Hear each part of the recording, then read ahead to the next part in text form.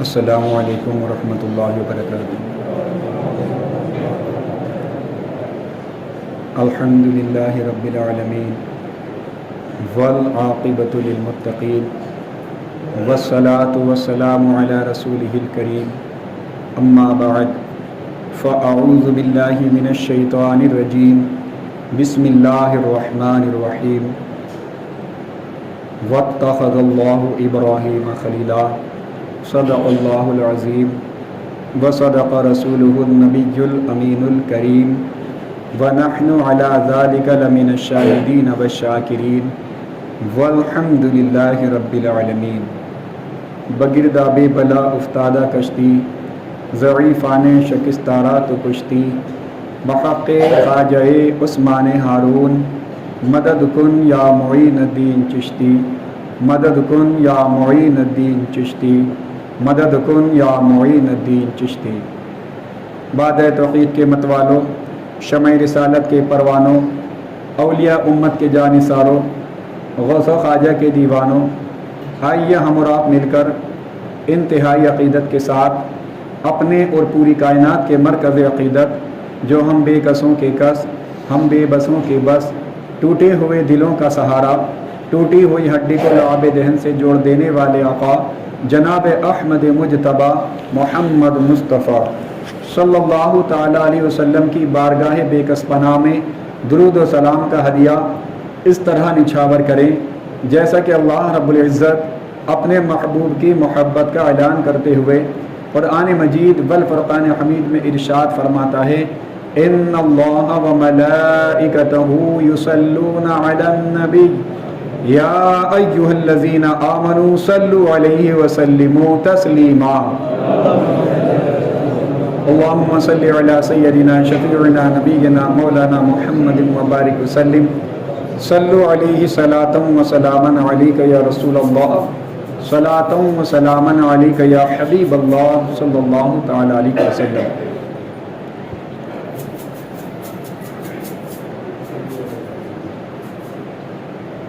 کی محمد سے وفا تو نے تو ہم تیرے ہیں، کی محمد سے وفا تو نے تو ہم تیرے ہیں، یہ جہاں چیز ہے کیا لوح و قلم تیرے ہیں۔ آج بھی ہو جو ابراہیم سا ایماں پیدا، آج بھی ہو جو ابراہیم سا ایماں پیدا، آگ کر سکتی ہے انداز گلستہ پیدا۔ دشت تو دشت ہے دریا بھی نہ چھوڑے ہم نے، دشت تو دشت ہے دریا بھی نہ چھوڑے ہم نے، بحر ظلمات میں دوڑا دیے گھوڑے ہم نے۔ برادران اسلام، ایک مرتبہ محبت سے درود پاک کا نذرانہ پیش کریں۔ اللہم صلی علی سیدنا شفیعنا نبینا مولانا محمد مبارک وسلم، صلو علیہ صلاۃ و سلاما علیک یا حبیب اللہ، صلاۃ و سلاما علیک یا نبی اللہ صلی اللہ تعالی علیہ وسلم۔ جیسا کہ کئی جمعہ سے آپ حضرت ابراہیم علیہ السلام کے تعلق سے بیان سماعت فرما رہے ہیں، گزشتہ جمعہ کو آپ نے ملاحظہ فرمایا کہ کس طرح سے حضرت ابراہیم علیہ السلام نے نمرود کے دربار میں نمرود کو رسوا کر دیا اور کافر ذلیل و رسوا ہوگا، اور جب لاجواب ہو گیا، کوئی اس سے جواب نہیں بن پڑا، حضرت ابراہیم علیہ السلام نے جو دلائل رکھے ان کا اس کے پاس کوئی جواب نہ تھا، کافر لاجواب ہو گیا، تو پھر وہ دھاندلی پر آ گیا، یعنی کہ زبردستی کرنے لگا۔ اور کفر کا، باطل کا آج بھی یہی طریقہ ہے، جب کسی حق پرست سے ان کا مقابلہ ہوتا ہے، جب تک بات دلیل کے سامنے چلتی رہتی ہے، بات چیت ہوتی رہتی ہے، اور جہاں ان کی دلیلیں ختم ہو جاتی ہیں، جہاں وہ لاجواب ہو جاتے ہیں، آج بھی وہ اللہ رسول کے ماننے والے کے دشمن بن جاتے ہیں۔ تو برادران اسلام، حضرت ابراہیم علیہ السلام کے ساتھ بھی کچھ ایسا ہی ہوا۔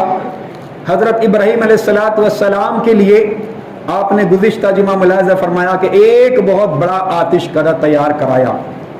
آتش کدہ، آگ کا گھر، اس کو آگ کا گھر کہا جائے گا۔ یعنی کہ ایک اتنا بڑا آگ کا گھر بنایا، تقریباً 40 ہاتھ چوڑا اور تقریباً 60 ہاتھ لمبا اور اتنا ہی اونچا۔ مفسرین اکرام نے اس کی لمبائی چوڑائی سب بیان کی ہے، اور بتایا جاتا ہے 1 مہینہ یا 40 دن تک اس کے اندر لکڑیاں ڈالتے رہے۔ یہاں تک ہے کہ جو اس کے اندر لکڑیاں ڈالتا، مفسرین بیان فرماتے ہیں کہ عورتیں پورا دن چرخہ کاٹتی اور اس میں لکڑیاں ڈالنے کو ان کے دھرم کے متعلق جو نمرود نے چلایا تھا، نمرود جو اپنے آپ کو خدا کہلواتا تھا، ان کے دھرم کے متعلق یہ سمجھتے تھے کہ اس میں لکڑیاں ڈالنا گویا ہمارے لیے ثواب ہے۔ بہت سے منت مانگتے، اگر میری یہ منت پوری ہو جاتی ہے میں اس کے اندر لکڑیاں ڈالوں گی۔ برادران اسلام، اسی طرح سے کچھ خوف سے، کچھ شوق سے، کچھ ڈر سے، کچھ جان بوجھ کر کے اس آتش کدے کو 1 مہینہ یا 40 دن تک لکڑیوں سے بھرتے رہے، اور جب اس کے اندر آگ لگائی گئی، برادران اسلام، آگ اتنی شدت پکڑ گئی، اتنی شدت اختیار کر گئی، بتایا جاتا ہے اس کے اوپر سے کوئی پرندہ بھی اگر گزرتا، آگ کی تپش سے وہ جل کر زمین پر وہیں خاکستر ہو جاتا۔ اتنی خطرناک آگ تیار کی گئی۔ اب ان کے دماغ میں یہ سوال پیدا ہوا، آگ تو ہم نے جلا لی، آتش کدا تو ہم نے بنا لیا، بہت بڑی آگ بھڑکا لی، لیکن ابراہیم کو اس کے اندر ڈالے کیسے؟ آگ کے پاس کسی کو پہنچنے کی ہمت نہیں، کسی کے پاس پہنچنے کی اتنی طاقت نہیں، جو اس کے پاس جاتا آگ اس کو جھلسا دیتی۔ لیکن اب یہ سوچتے ہیں کہ ابراہیم کو اس کے اندر ڈالیں تو ڈالیں کیسے؟ برادران اسلام، ایک بوڑھا شخص سامنے آیا، اور وہ بوڑھا شخص کوئی اور نہیں مسلمانوں بلکہ یہی شیطان ابلیس تھا۔ اس شیطان نے اس دور کے انسانوں کو منجنیق، یعنی جس کو گوفن بھی کہتے ہیں، منجنیق بنانے کی ترکیب سجھائی، اور انہوں نے اس منجنیق کو بنایا۔ منجنیق بنانے کے بعد اس کا کئی دن تک ریہرسل کرتے رہے کہ اگر ابراہیم کے اندر اتنا وزن ہوگا تو کتنے لوگ کھینچ سکتے ہیں، اتنا وزن ہوگا تو کتنے لوگ کھینچ سکتے ہیں۔ برادران اسلام، اسی طرح سے ان کی پریکٹس چلتی رہی، لیکن جب آگ بہت زیادہ بھڑکنے لگی، آگ کے شرارے اور زیادہ بھڑکنے لگے، آگ بہت زیادہ تیز ہو گئی، ابراہیم علیہ السلام کی قمیض مبارک اتار کر ابراہیم علیہ السلام کو منجنیق کے اندر رکھ دیا گیا۔ رسیوں سے ہاتھ پیر باندھنے کے بعد منجنیق کے اندر رکھ دیا گیا۔ مسلمانوں، یہ منظر دیکھنے کے بعد اللہ کے فرشتوں میں کوہرام مچ گیا۔ اللہ کے فرشتے چیخ و پکار کرنے لگے، یا اللہ تبارک و تعالی، تیرا ایک ہی تو بندہ ہے، ایک ہی تو تیرا نام لیوا ہے، ایک ہی تو تیری توحید کا اعلان کرنے والا ہے، اگر یہ بھی جل کر راکھ ہو جائے گا، اگر یہ بھی جل جائے گا، اگر یہ بھی جھلسا دیا جائے گا، اگر نارے نمرود میں ڈال دیا جائے گا تو مولا کیا بنے گا، پروردگار عالم کیا ہوگا۔ برادران اسلام، جب ابراہیم علیہ السلام کو اس منجنیق کے اندر بٹھایا گیا، ادھر سے نمرودی رسہ کھینچتے ہیں منجنیق کو اوپر اٹھانے کے لیے، ادھر سے اللہ کے نوری فرشتے کھینچتے ہیں منجنیق تاکہ اٹھنے نہیں پائے۔ نمرودی سوچتے ہیں ابراہیم کے اندر شاید وزن زیادہ ہے، جو پریکٹس کر رہے تھے جتنے لوگ ان سے زیادہ اور منوائے گئے، ان لوگوں نے مل کر کے کھینچا، لیکن مسلمانوں منجنیق اب بھی نہیں اٹھا۔ انہوں نے مزید اور لوگوں کو بلایا، 10-20 لوگوں نے مل کر کے اٹھایا، لیکن منجنیق ہے کہ ہلنے کا نام نہیں لے رہا ہے۔ مسلمانوں، منجنیق اٹھ کیوں نہیں رہا تھا؟ منجنیق کھینچ کیوں نہیں رہا تھا؟ منجنیق دراصل اس لیے نہیں کھینچ رہا تھا، ادھر سے نمرود بھی کھینچ رہے تھے اور ادھر سے اللہ کے نوری فرشتے کھینچ رہے تھے، تاکہ اللہ کا خلیل اٹھ نہیں پائے، اللہ کا خلیل آگ میں جا نہیں پائے۔ لیکن مسلمانوں، شیطان جو ہے وہ بزرگ کی شکل میں وہاں موجود تھا، اس نے اپنی نظروں سے دیکھا، اچھا یہ بات ہے، اللہ کے فرشتے منجنیق کو پکڑے ہوئے ہیں، منجنیق نہیں اٹھ رہا ہے۔ نمرودی پریشان ہو گئے، وہ ہتاش ہونے لگے، وہ مایوس ہونے لگے۔ شیطان آیا، مایوس ہونے کی کوئی ضرورت نہیں ہے، منجنیق ابھی اٹھے گا، آپ کی نظروں کے سامنے اٹھے گا۔ مسلمانوں، لوگ کہنے لگے آخر اٹھے گا کیسے؟ اتنے لوگ مل کر اٹھا رہے ہیں، تب بھی نہیں اٹھ رہا ہے تو پھر کیسے اٹھے گا؟ مسلمانوں، شیطان کہتا ہے چند عورتوں کو بلاؤ اور یہاں منجنیق کے پاس لا کر بٹھا دو اور منجنیق اٹھ جائے گا۔ مسلمانوں، نمرود کے کہنے پر چند عورتوں کو لایا گیا اور شیطان نے کہا کہ ان کے روپٹے سر سے ہٹا دو۔ ان کے روپٹے سروں سے ہٹا دو، ان کے سروں کو ننگا کر دو۔ مسلمانوں ان کے سروں کو ننگا کرنا ہوا ہے۔ اب نمرود نے جو منجنیق کو کھینچا ہے، مسلمانوں منجنیق اٹھنا شروع ہو گیا ہے اور منجنیق نمرودیوں نے بآسانی کھینچ لیا ہے۔ آخر مسلمانوں اب منجنیق کیوں اٹھ گیا؟ یہ ایک بہت بڑا سوال ہے۔ پہلے اٹھ نہیں رہا تھا اور اب آسانی سے اٹھ گیا ہے۔ مسلمانوں دراصل بات یہ ہے، اللہ کے نوری فرشتے ان منجنیق کو پکڑے ہوئے تھے، لیکن جب یہ ننگے سر والی عورتیں لائی گئیں، اللہ کے نوری فرشتے مرے برہنہ عورت سے، ننگے سر والی عورت سے بہت حیا کرتے ہیں۔ جب وہ ننگے سر والی عورت آئی، اللہ کے نوری فرشتے وہاں سے چلے گئے اور منجنیق بآسانی سے اٹھ گیا۔ مسلمانوں یہاں پر میں ایک توجہ چاہوں گا، فرشتے کہاں سے آئے تھے؟ فرشتے کس لیے آئے تھے؟ اللہ کے نبی کی مدد کرنے کے لیے فرشتے آتے ہیں، لیکن ننگے سر والی عورت دیکھ کر فرشتے چلے جاتے ہیں، اور اللہ کے خلیل جس منجنیق میں بیٹھے ہوئے تھے وہ منجنیق اٹھنا شروع ہو جاتا ہے۔ اب فرشتے یہ بھی پرواہ نہیں کرتے کہ ابراہیم کو آگ میں ڈالا جائے گا یا نہیں ڈالا جائے گا، لیکن جیسے وہ ننگے سر والی عورت دیکھتے ہیں، منجنیق چھوڑ کر وہاں سے وہ چلے جاتے ہیں۔ مسلمانوں، جب اللہ کے نبی کی مدد کرنے کے لیے فرشتے آتے ہیں اور ننگے سر والی عورت دیکھ کر چلے جاتے ہیں، لیکن آج ہمارے گھروں میں جو ہماری ماں بہنیں ننگے سر رہتی ہیں، بغیر دوپٹے کے رہتی ہیں، اور اللہ اکبر آج تو لباس ایسا ہو گیا ہے، لباس ایسا ہو گیا ہے کہ دوپٹے کی ضرورت ہی نہیں ہے۔ جنہیں کتنی ماں بہنیں تو ایسے عریانیت کے لباس میں رہتی ہیں جو انگریزوں کا لباس ہے۔ مسلمانوں اب سوچیں، جو اللہ کا رزق پہنچانے والے فرشتے جو بندے کے گھر رزق پہنچانے کے لیے آتے ہیں، ہمارے گھر میں ننگے سر والی ماں بہن دیکھتے ہوں گے۔ مسلمانوں بتاؤ، وہ اللہ کے نوری فرشتے جو رزق پہنچانے کے لیے آئے ہیں، ہمارے گھر میں وہ کیسے داخل ہو سکتے ہیں؟ مسلمانوں اسی وجہ سے لوگ رونا روتے ہیں، ہمارے گھر میں برکت نہیں، ہمارے رزق میں برکت نہیں، پہلے اچھا خاصا چلتا تھا، کم ہو گیا ہے، کسی کی نظر لگ گئی ہے، کسی نے کچھ کرا دیا ہے، مولانا صاحب تعویذ کر دو، حافظ صاحب تعویذ کر دو۔ لیکن میں کہتا ہوں یہاں تعویذ کی ضرورت نہیں ہے، اپنے گھروں کا جائزہ لو، اپنے بچوں کی تعلیم و تربیت کا خیال رکھو، اللہ کی عبادت کو ان کے اوقات میں ادا کر لو، اللہ تبارک و تعالیٰ رزق بھی دے گا اور رزق میں برکتیں بھی عطا فرمائے گا۔ مسلمانوں، اللہ کے نوری فرشتے ابراہیم علیہ السلام کے منجنیق کو پکڑے ہوئے تھے، لیکن جب برہنہ عورتیں دیکھی، ننگے سر والی عورتیں دیکھی، مسلمانوں وہ فرشتے منجنیق کو چھوڑ کر چلے جاتے ہیں۔ اب اللہ کے خلیل کی پرواہ نہیں کرتے کہ اب اس کو نمرودی کھینچیں گے یا کیا کریں گے، وہ وہاں سے چلے جاتے ہیں۔ اب منجنیق اٹھنا شروع ہو جاتا، فرشتوں میں چیخ و پکار ہے۔ مفسرین بیان فرماتے ہیں ابھی تو یہ فرشتے منجنیق کو پکڑے ہوئے تھے، اب مقرب فرشتے اللہ کی بارگاہ میں پہنچتے ہیں، جو اللہ کے قریب فرشتے رہتے ہیں، جو اللہ کی قربیت جن کو حاصل ہے، اللہ کی بارگاہ میں عرض کرتے ہیں، مولا تیرا ایک ہی تو بندہ ہے، تیرا ایک ہی تو توحید کا اعلان کرنے والا ہے، اگر یہ نہیں رہے گا تو مہلت کیا ہوگا، ہم تیرے خلیل کی مدد کرنا چاہتے ہیں۔ اللہ تبارک و تعالیٰ فرماتا ہے تم مدد کر لو، اگر میرا خلیل تمہاری مدد کو قبول کرے تو، اگر تمہاری مدد کو قبول کرے تو۔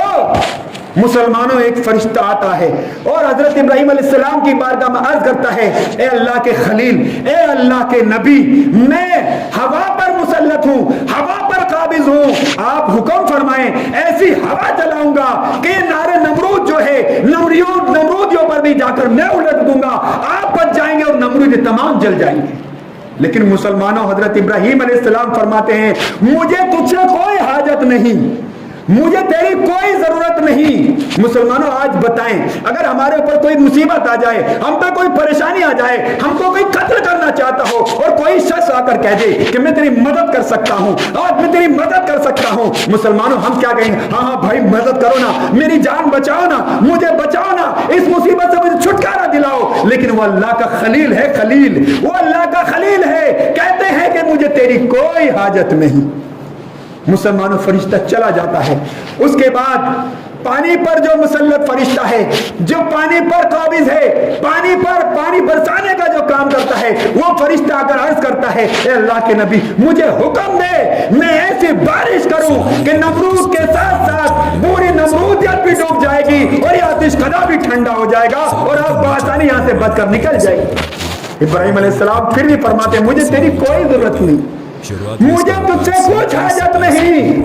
برادران اسلام وہ فرشتہ بھی چلا جاتا ہے. اب حضرت سیدنا جبرائیل علیہ السلام آتے ہیں, تمام فرشتوں کے سردار آتے ہیں اور آ کر عرض کرتے ہیں اللہ کے خلیل اے اللہ کے نبی آپ کچھ حاجت ہو تو بیان کرو, میں وہاں جا سکتا ہوں جہاں کوئی نہیں جا سکتا, میں اللہ کے تمام فرشتوں سے آگے جا سکتا ہوں جہاں کوئی فرشتہ بھی نہیں جا سکتا, میں وہاں تک جا سکتا ہوں. اگر تمہاری کچھ حاجت ہو, اگر تمہارا کچھ سندیش ہو, اگر تمہارا کوئی فرمان ہو, اگر تمہاری کوئی التجا ہو تو اللہ کی بارگاہ میں عرض کریں, مجھے بتائیں, میں تمہاری التجا اللہ کی بارگاہ میں پہنچاؤں گا, میں وہاں جا سکتا ہوں جہاں کوئی نہیں جا سکتا. ابراہیم علیہ السلام فرماتے ہیں جبرائیل مجھے تجھ سے کچھ حاجت نہیں, مجھے تیری کوئی ضرورت نہیں. مسلمانوں ان قریب آگ میں گرنے والے ہیں لیکن ان کا ارادہ, پختہ ارادہ تو دیکھو, اللہ کی ذات پر یقین تو دیکھو, اللہ کی ذات پر بھروسہ تو دیکھو. فرماتے ہیں مجھے تیری کوئی ضرورت نہیں, مجھے تجھ سے کچھ حاجت نہیں. جبرائیل علیہ السلام عرض کرتے ہیں کیا کسی سے بھی کوئی حاجت نہیں؟ ابراہیم علیہ السلام فرماتے ہیں ہاں مجھے حاجت ہے.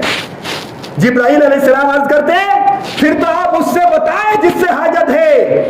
ابراہیم علیہ السلام فرماتے ہیں جس سے حاجت ہے وہ میری اس حالت سے باخبر ہے, وہ میری اس حالت سے باخبر ہے. جب اس کو معلوم ہی ہے کہ اس کا خلیل آگ میں گر رہا ہے پھر میں اس سے کیوں سوال عرض کروں, میں اس سے کیوں ہاتھ اونچے اٹھاؤں, میں اس سے کیوں التجا کروں. وہ تو جانتا ہے میرے اوپر کیا گزرتی ہے, وہ تو جانتا ہے کہ اس کا خلیل اب آگ میں گرنے والا ہے, اس سے کیوں بیان کروں. مسلمانوں اسی موقع پر شاعر اسلام نے فرمایا تھا آج بھی ہو جو ابراہیم سا ایمان پیدا, آج بھی ہو جو ابراہیم سا ایمان پیدا, آگ کر سکتی ہے انداز گلستہ پیدا, آگ کر سکتی ہے انداز گلستہ پیدا. ابراہیم علیہ السلام فرماتے ہیں اس سے کیوں حاجت بیان کروں, وہ تو جانتا ہے وہ میرا رب جلیل, جانتا ہے وہ میرا رب جلیل, آگ میں جاتا ہے اب اس کا خلیل, اس سے کیوں بیان کروں. وہ تو میرے رگ رگ سے واقف ہے, میری ہر سانس سے واقف ہے, میرے حال سے واقف ہے, میرے قال سے واقف ہے, میری اس حالت سے واقف ہے, اس سے کیا بیان کرنا. اگر اس کی یہی رضا ہے تو میں اس کی رضا میں راضی ہوں. مسلمانوں جبرائیل علیہ السلام بھی واپس چلے جاتے ہیں. اب ان قریب ابراہیم علیہ السلام نار نمرود میں پہنچ جاتے ہیں. مفسرین کرام بیان فرماتے ہیں کہ ابراہیم علیہ السلام کو جن رسیوں سے باندھا گیا تھا وہ رسیاں جل گئیں, ابراہیم علیہ السلام کا بال بھی باقی نہیں. ان نارے نمرود میں جیسے پہنچے ہیں اللہ تبارک و تعالیٰ کی رحمت کو جوش آ گیا. اپنے خلیل کی یہ ادا دیکھ کر اللہ کی رحمت کو جوش آ گیا. مسلمانوں خلیل اسی کو کہتے ہیں جو اللہ کی رضا میں راضی رہتا ہے. جیسے اللہ چاہتا ہے اللہ کا خلیل بھی اسی رضا میں راضی رہتا ہے. جب اللہ تبارک و تعالیٰ نے یہ حالت دیکھی اللہ تبارک و تعالیٰ نے آپ کو حکم فرما دیا. قرآن مجید فرماتا ہے یا نار کونی بردًا وسلاما علی ابراہیم, اے آگ ابراہیم کے حق میں ٹھنڈی اور سلامتی والی بن جا. مسلمانوں اللہ کا حکم پاتے ہی پورا آتش کدہ سرد ہو گیا, پورا آتش کدہ ایک پھولوں کا باغ بن گیا. آگ کے جو انگارے تھے پھول بن گئے, آگ کے جو شرارے تھے وہ نور بن گئے. ابراہیم علیہ السلام صحیح سالم اس میں جا کر تشریف فرما ہو جاتے ہیں. مسلمانوں شاعر اسلام اسی لیے تو فرماتے ہیں آج بھی جو ہو ابراہیم سا ایمان پیدا, آگ کر سکتی ہے انداز گلستہ پیدا. ابراہیم علیہ السلام کا اللہ کی ذات پر بھروسہ تھا, اللہ کی ذات پر یقین تھا. انہوں نے آگ کی پرواہ نہیں کی بلکہ انہوں نے یہ پرواہ کی میرا رب کیا چاہتا ہے, میرے رب کی جس میں رضا ہے اسی میں میری بھی رضا ہے. ابراہیم علیہ السلام صحیح سالم آگ میں پہنچ جاتے ہیں اور وہاں جا کر آرام سے تشریف فرما ہو جاتے ہیں، آگ ان کا بال بھی باقا نہیں کر سکتی ہے۔ مسلمانوں، بتایا جاتا ہے جس کو اللہ رکھے اسے کون چھکے، جس کو اللہ بچا دے اسے کوئی مار نہیں سکتا، اور جس کو اللہ مار دے اسے کوئی بچا نہیں سکتا۔ نمرودیوں نے دیکھا کہ ابراہیم علیہ السلام کو تو آگ جلا بھی نہیں رہی، نمرود اپنے محل کی چھت سے دیکھ رہا ہے ابراہیم علیہ السلام اس کے اندر صحیح سالم بیٹھے ہوئے ہیں، ابراہیم علیہ السلام بالکل صحیح سالم بیٹھے ہوئے ہیں، آگ بھڑک رہی ہے، ابراہیم علیہ السلام کا بال بھی باقا نہیں ہے۔ نمرودی یہ دیکھ کر حیران ہو گیا، تمام نمرودی دیکھ کر حیران ہو گئے، لیکن مسلمانوں ابراہیم علیہ السلام کے آگ کے نہ جلانے پر وہ تعجب تو بہت کرتے رہے، لیکن کتنے عقل کے اندھے تھے کہ وہ ایمان پھر بھی نہیں لائے۔ ایمان تو اس کو ہی ملتا ہے جس کو اللہ تبارک و تعالی توفیق عطا فرماتا ہے۔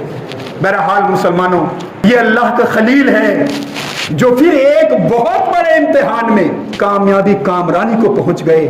ایسا کوئی بھی امتحان نہیں جو ابراہیم علیہ السلام نے دیا اور ابراہیم علیہ السلام اس میں کامیاب و کامران نہیں رہے۔ ابراہیم علیہ السلام اللہ کے خلیل ہیں۔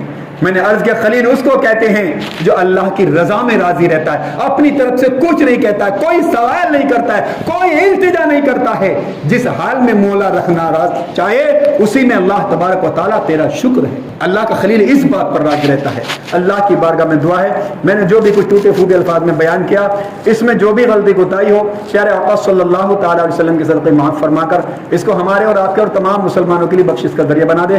ایک بار توبہ کر لیں، استغفر اللہ ربی من کلی ذنب واتوب الیہ۔ ایک بار کلمہ شریف پڑھیں، لا الہ الا اللہ محمد رسول اللہ صلی اللہ تعالی علیہ وسلم۔ وآخر دعوانا الحمدللہ رب العالمین۔ السلام علیکم۔